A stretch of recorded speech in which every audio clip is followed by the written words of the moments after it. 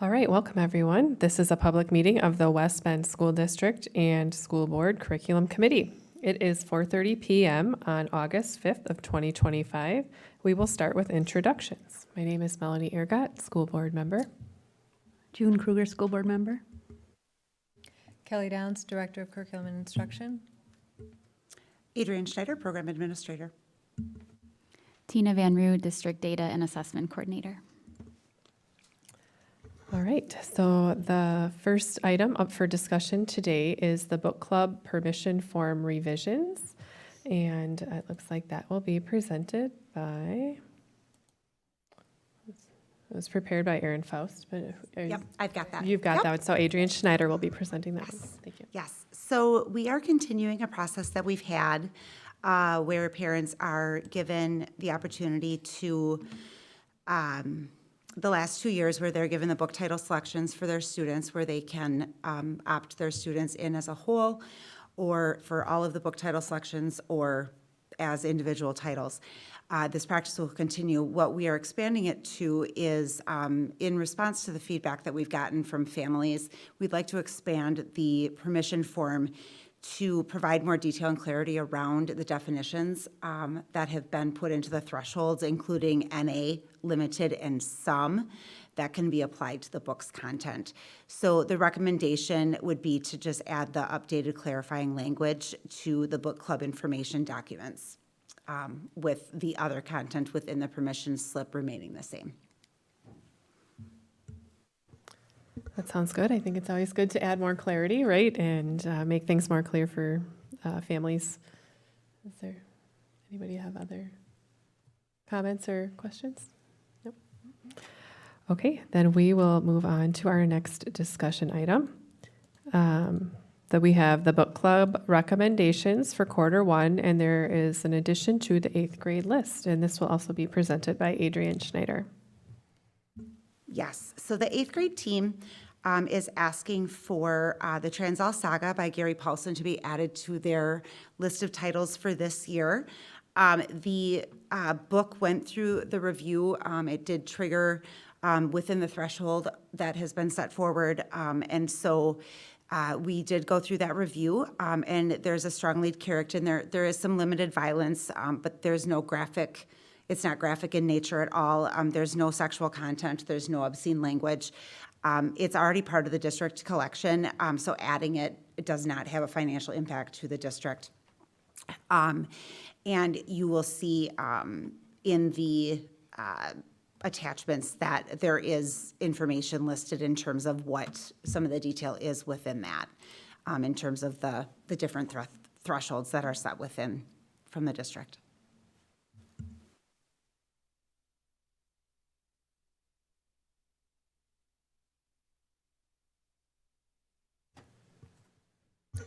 Okay, so I don't know if I have the attachment visible that has the more information. Do you?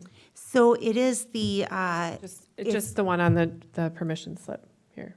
so it is actually, it's the one that was the let me look at this one. It would be under the grade 8 Q1 book club list, 25-26 attachment, Okay.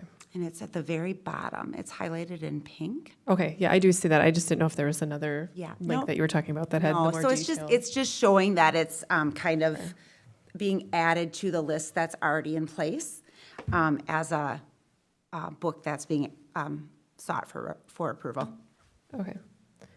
and showing that in those categories that it's not applicable for the sexual content or obscene language, but it did hit with that limited in Right. some of the scenes for the violence. So we went through a review of that. Okay.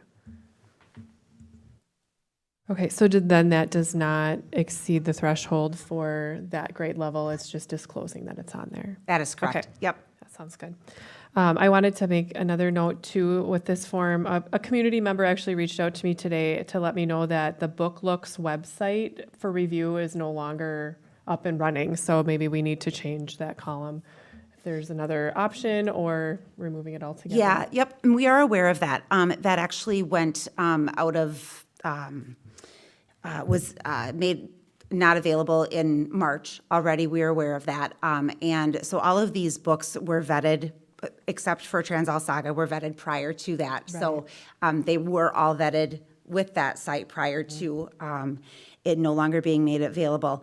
And with the curriculum cycle that we are a part of now, it is likely that we would not be utilizing these resources as a vetting process anyway, potentially. So, but that's good to note. Yeah. And it is actually, you have a PDF document, but actually Erin did have that as a footnote within her documents that that was a site that was recognized as, and so that's why it does show as no review for that site itself. Okay. Yep. Sounds good. Okay.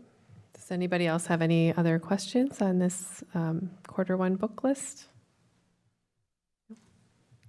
Okay. Then we shall move on to the next item here, which is the book club consideration process, and that will be presented by Dr. Jennifer Wimmer. I'm not sure if I've got a hot mic here or not, Joy.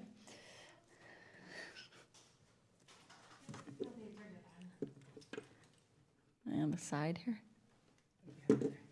I got it. All right. So this is a continuation of a discussion that was had by the full board. You have me in front of you because I am that liaison between two committees, both the curriculum committee as well as the policy committee. We made a commitment to kind of drive a little bit deeper conversation into the two committees. You have in front of you as a board a couple books. And it surfaced some pieces around the overall process that warrant some more in-depth discussion so that we have maybe some cleanup and some process pieces. So that's what we anticipate is conversation here. We have an August 19th meeting with policy and then bringing that back to the full board for discussion. So we kind of have two things in play. One, you have a couple titles for consideration, but we have that wider exposure of like, hey, we constantly talk about this as an iterative process. It's time for a next step. So I'm going to walk through some of the big ideas that we had in that conversation. There was the concept of levels. Currently, as you saw in your permission slip, you have a K-5 at none, you have a 6-8 at limited, and you have a 9-12 at some. We had some early conversations, and certainly it surfaced with some of the selections lately around there is a difference between a 9th grader and a 12th grader. So do we want to look at and consider a 9-10 and an 11-12 in how we look at or make a recommendation? Right now, that 9-12 is all generalized and put together. So just eager to hear your thoughts, maybe even on that concept. Should we be looking at kind of splitting that a little bit developmentally, that 15-year-olds are different than 18-year-olds, different than their exposure? So thoughts? I would go a step further and say 9-10 on an accelerated reading program versus a regular reading program, and then 11-12 on an accelerated reading program and the baseline, for lack of a better word to use there, but because you have honor students and you clearly have kids who are on like an accelerated track, and then you have kids who are on a more basic track. Yeah, I think what you're referring to is the color purple specifically appears on advanced placement book lists. While we don't use it in that class, as you said, how are we making sure kids who are in an accelerated or in these pieces have some access? And you're right, they might have honors level access in 9th, 10th, 11th, 12th grade, and then 11th, 12th might have their own acceleration through AP classes or in that regular track, but they're just developmentally older. So do I have that in looking at perhaps it's a little bit wider range for students who are 9th and 10th grade and on an accelerated track or participating in honors programs would be your kind of preference? Okay. Melanie, anything around looking at that or kind of views? And we're collecting everyone's views. There's no right or wrong answer. Then we just get to put them all together and make a recommendation. Yeah, so I'm not opposed to splitting that. Obviously, a freshman and a senior are going to have different maturity levels. And whatnot. I'm still of the belief that I don't think that all the sexual content and profanity belongs in school at all. But I understand that not everybody shares the same views as me, and I like that we do have the permission forms that do, it discloses all of that. So, but I lean less towards allowing it at all personally. But I do think that there is a maturity level difference between a freshman and a senior, so. Yeah, so to capture that, understanding and recognizing, absolutely, there's a difference in that. There may be a difference as well in kind of the courses they're taking and all of those, but still, as you said, your personal fundamental belief is there should be a no for all of it, but and accept, that may be a nice way to compartmentalize. Right. And then also, I don't think anyone's recommending moving away from authorization from families or anything of that nature. And full disclosure, your actions tonight were kind of cleaning up some of the disclosure pieces as well. So I can certainly take in that, and I'll also gather Kelly's thoughts before I go into policy. So I can say comprehensively, hey, here's a range in beliefs from curriculum, and how do we kind of put all those together. So that kind of got at one piece, right? And then we started getting into the nuances of how do you define this? I can't function on just counts, right? Because where did we trip into? We really had that analysis and started that conversation the other night. So it's around defining excessive, limited, and some, and what do they mean? So you have limited and some appearing in your developmental ages, right? So when I say I'm going to allow some of that content to go through, what does that mean? And to Melanie's point, everyone's line is completely different, right? And for some, it's way down here, and some it's I'm okay with anything as long as parents are consenting to it, right? And we just need to find a kind of a medium ground in there. So there's the piece around the thresholds, right? Having clarity around that. And then there was the piece in the book that we're exploring currently is around what's excessive, specifically around profanity. And again, we appreciate that the conversation went, how on earth can you manage it on counts and what makes one word? And then we started centering around scenes. So that's some work that we'll go back and do around kind of the books we're considering and see where that conversation takes us, where it's like, there's this many scenes. Is the book predominantly about X, Y, and Z, or are these a couple scenes that influence characters or the shaping of the book? I think that's one thing. But again, I don't know that I can put statistics to that. So eager to engage you around how are we going to go about defining those more clearly? The floor is yours. I just get to ask the hard questions. Yeah, I had an idea after the last board meeting about the number of characters in the book, because clearly the words that are used are a character development element of building out that character. So I felt like if there was more than one character exhibiting those characteristics and using those types of words, it was, if there's a way to quantify it, if there's like more than one main character in the book who's behaving in this way or being built and using this type of word might be considered excessive. But I would think one would not be excessive. So that's where my mind went. So maybe there was something that could be developed off of that idea to some extent. Okay.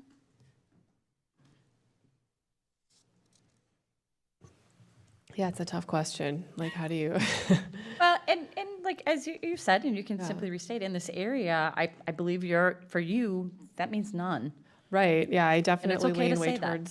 way towards the lower end of things for what's appropriate, I remember reading some books when I was growing up in school, and, there were a few one-offs here or there, but it was like literally like a couple, like you could count on one hand. It wasn't like all kind of scattered throughout the book, or even like with one character, if they're pretty prominent in the book and they're, using that language often, that to me feels excessive.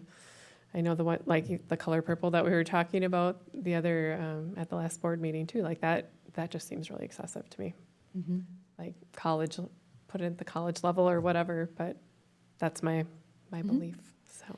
Yeah, so when we talk about exploration, some of the things, June, that you're mentioning and thinking about are exploring the impact of scenes, exploring the impact or prevalence within characters. Is this a one-off character? Is it the main character? Is it, every character is acting like this way? Is there something to really talk about in that text? We also talked about one of the elements, there was the last conversation before, is around, is this glorified in some manner?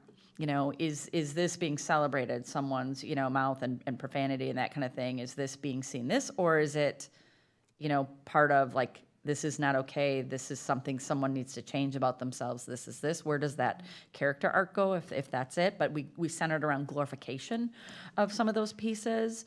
And then we also centered around, is this a predominant theme in the book? Is the whole book only about this one thing, or is this book multifaceted? I think it was a little bit easier to untangle. Glass Castle is a multifaceted book. There's one character that has kind of this piece to them. None of it's being glorified.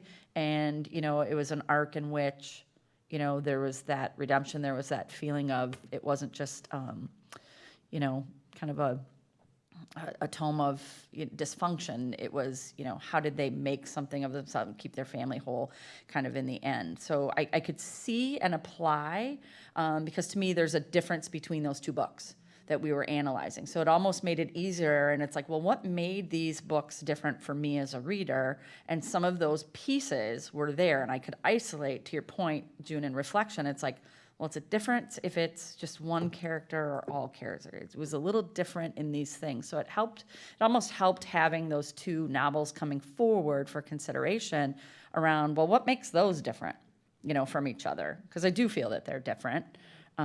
In that, not just in how we quantified going about the analysis, but there were those pieces.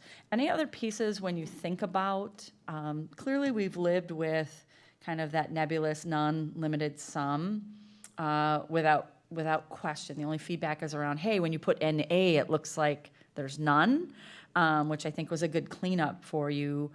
But we haven't had that question, so are we overanalyzing something? That, creating something where it doesn't exist, I don't know the answer specifically to that either. But as we said before, we don't want to get ourselves in a trap of where we're having to individually analyze all these books. What can we clear up now? So anything from your perspectives that could lend clarity in how you look at, the work falls to the team when they vet them initially, but anything that would give you what you need at the committee level or the board at their level? I guess I feel like we don't maybe want to add more categories than the non-limited sum, if we do split out the juniors and seniors or something, because that's just one more thing to narrow down to which one does it fit into, this one or this one. Maybe that might be making more work too, so. Well, we can take a stab at rationalizing the kind of the direction from the last conversation is don't lock yourself into quantifying that, but figure out some kind of rationale of what that means, right? I've got some parts and pieces we've been collecting from conversations. That's kind of on us to deliver something then making sense after that policy conversation too.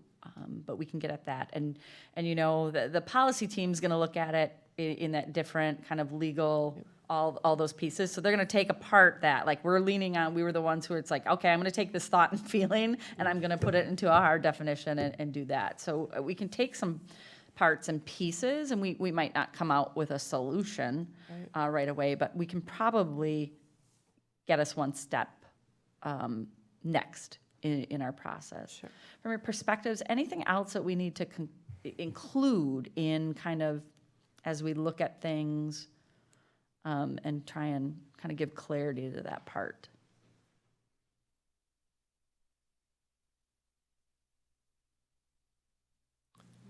There's nothing jumping out at me. Yeah, no. And I think, for what are we, a couple years in on process, and only to have a couple that even come to this level over a couple years, I think it's, like I said, predominantly effective. It's just probably some things that we could clean up and do. I think we Make had that more that, clear. we had that dystopian piece that really lent itself to helping us refine definitions and look-fors, and now we kind of have these two that help us to refine that next. So I'm kind of comfortable, everyone comfortable with me bringing forward the ideas that we've talked about thus far to the next committee?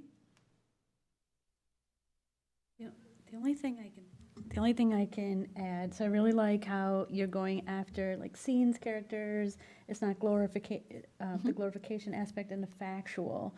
So the factual is kind of hitting, especially in the color purple, where these things happened and it's not glorified. It's factually stated. Is there any? Taking it one step further to say, is there a time, an era, or a time set in a time frame that's too far back that doesn't have a valid message at the current time, like doesn't relate? I don't know if that could be another piece of it, or if that's even worthy of consideration, but just throwing it out there as an idea. It's something that we can certainly explore, and we'll either come up with, this and this, or you know what, we went down this and then it became tangled. We're happy to explore and share and tell you that. But any other pieces? Again, there's no right or wrong answers. It's the evolution of a conversation. I'll keep taking this forward with policy committee as well. And then we'll do some work behind the scenes with people who are actually vetting and doing the work to say, like, okay, how could you translate this? Could you not translate this as direction before we bring that back? So it might be a little bit before you see the evolution of the work. Again, we're going to clear policy, then we're probably going to do some internal work and want to talk with teachers and those in the department, and then we'll probably bring it back for a next conversation. So in the interim, we have those pieces around the two books, which we said, hey, we'd schedule and get those because teachers need that answer for those, but we'll keep this work moving forward. Any questions around that as a kind of process for those two pieces? Nope, I don't think so. Great. Then I would just ask if, again, things will come to you over that kind of the course of this, or even after we, have that next conversation about the two titles that we're wondering about. Certainly provide feedback at any time to me, and I'll carry that forward. I can even carry it forward in advance of the policy conversation, and I'll certainly touch base with Kelly so I can gather her thoughts as well. All right, sounds you. good. Thank you so much. Yeah. All right, so the last item up for discussion tonight is the summer curriculum work update, and this will be presented by Kelly Downs. So we just really wanted to connect with you and let you know what our team as a CNI department has been working on, and to also let you know what you should be expecting coming forward. As you know, we brought forth those curriculum phases and cycles to you, and that is now tied to our professional development. One of our big pieces has been developing phase guides for each one of these phases, so that our facilitators will have a standardized process to move through, and that we can guide them through in a consistent manner. So that's been a really big part of our work so far. Additionally, our ELA 610 team has already begun some of their work, and I'll have Adrian speak to that real quickly here. Yeah, it was exciting a couple weeks ago for me to get to meet with, alongside Erin Faust, with the 6th through 10th grade teachers who came together to really recap work that they had started in the 23-24 school year that really was a review of where are we and where do we need to go in, relative to our student data, the resources we have available to us. What does that all look like? And so, we consider that to be our phase 1 of the process of the curriculum cycle. So we are in phase 2B for this school year, which is looking at a resource review. And so the team started that work a couple of weeks back in norming around what is our vision, what is our mission, what are we going to go forward to do.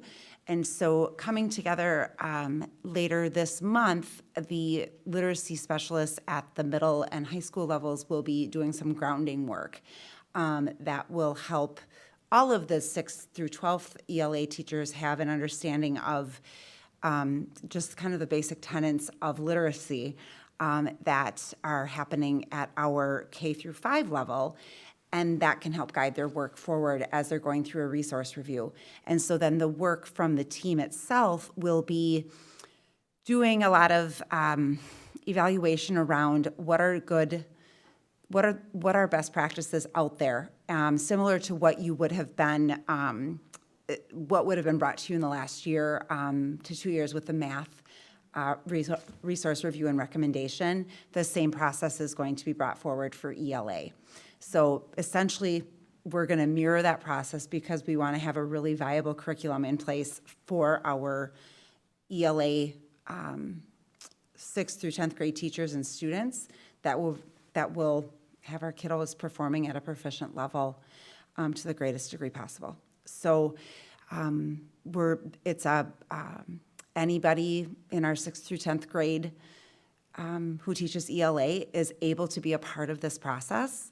It does happen outside of their school day, essentially, so it's just something that they want to be a part of, which is exciting. It was a great opportunity for me. It was fun to kind of be on that end of it after being in the elementary world for so long. So we'll be coming to you throughout the year with some updates around that process, and hoping to then be able to kind of see it through for the end of the school year to be able to be an implementation at this time next year. Yeah. So that was a big part of the work we did this summer, was kicking off some of these teams. All of the phase work and all of the teams, we are going to be developing timelines for where things have to hit and what has to come before your committee. So in September, we hope to be bringing you a layout of the year so you can go, okay, we're expecting this team to come and this team to come and what type of work they'll be bringing to you. So look forward to that in September. Additionally, we've kind of been cleaning up these curriculum documents. So we've been working hard to collect them from all the past work that's been done, as well as the I can statements that were just recently done, and collecting them in a formalized curriculum format. Those documents are also going to be part of the phase work. So we have what's been collected. Now in the phase work, they'll be looking at those and revising and going, that's still happening, that's not, and refining those so that it's a very accurate depiction of what we're actually teaching kids. So that work's also been going on. August, we have the math implementation is starting their training.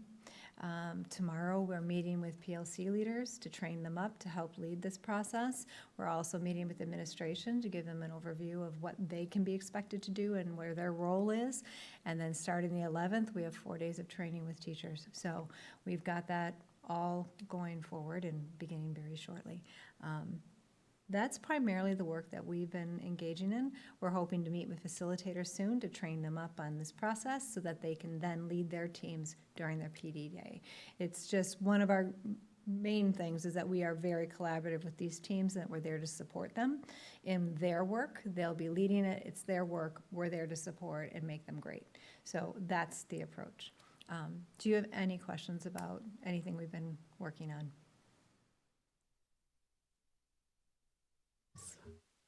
I was going to say, I don't have any questions, but it sounds like you've been up to lots of exciting things, and I look forward to seeing how that all comes together and as you bring it forward to the committee. So, all right, thank you.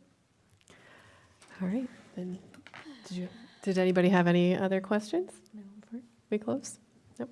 All right, well then I will go ahead and close the meeting at 4:59 p.m. Thank you, everybody.